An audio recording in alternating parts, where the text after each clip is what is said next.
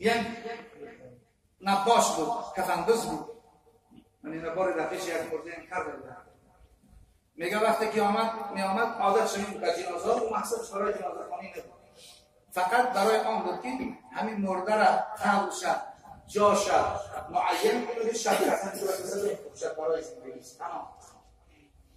میگه یک جنازه مادری عفیفه و پاکدامن بسیار صالحه میگه به جنازه او شرکت کرد. میگه بعد رفت قبرش، میگه وقتی با بالا قبرش رفت قبر میگه جاش معین کرد و شب رفت کفن دزدید.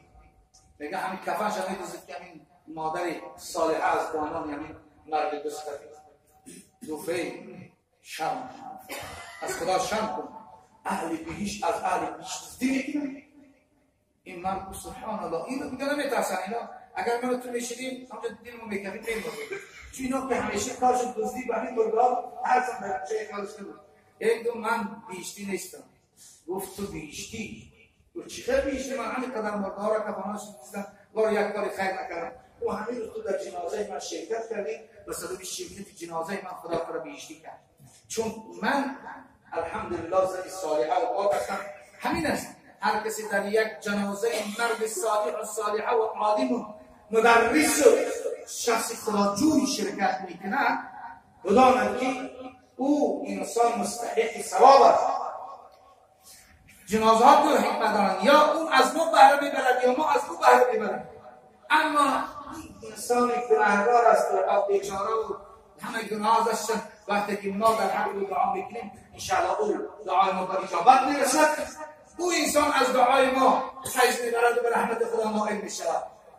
گفت تو که در جنازه من شرکت کردی بیشتی، ببین کوشش کنیم جنازه ها را شرکت کنیم که فهمیدیم که جنازه کار نداریم، بریم دعا کنیم که برادر مسلمان یک حکومت دستگیری شود یا شخص بزرگی باشد که از اون به ما فیض و برکت نصرت رسد. بعد از آن چهارمین صفت این همین بود که و اجابت الدعوه. وقتی که هر وقتی که ما را یک جا خیرات کردن باید که حتما حاضر شد. حاضر شدن لازم است.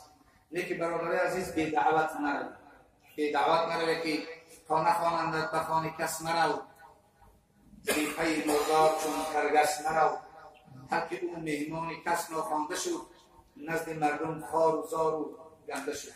یعنی تا نگواند نرو. همین در فلان جا توی ای بیا بریم اونجا باشید نروید، تا نگواند نروید. هم مرده که امروز میدونیم که چه هم مهمانای خودش کردگی است. وقتی که انسان دعوت کردن برای دعوت نکردن. اکنون پنجمش وقت نفر رسیده ایستاده است و تشریف العاکس، جواب عطسه است برادر عزیز. جواب عطسه یکی از واجبات ایمان است. و اذا عطس احدكم فيقول الحمد لله فليقول اخوه وصاحبه یرحمک الله. متاسفانه من این موضوع رو برای همین گرفتن که بعضی ها سلام دادن این چیزها را خیلی فراموش کردن. همه این چیزهای امروز ضروری جامعه هستن که ما مسلمان ها و اینا فراموشی دادیم. اکثر میزنه میگه پیر شاه این است که جون باید کلمه یعنی ما رو گفتگی اینه که هم خواهد داریم مسلمان و اکثر معلم بشریت معلم ممتوع اخلاق جامعه محمد رسول الله گفت که عطسه میزنن اگر عطسه بود باید الحمدلله و یرحمک الله. اگر بیمار باشد یشفیک الله. یک چی است نور بابا میگه رحمت.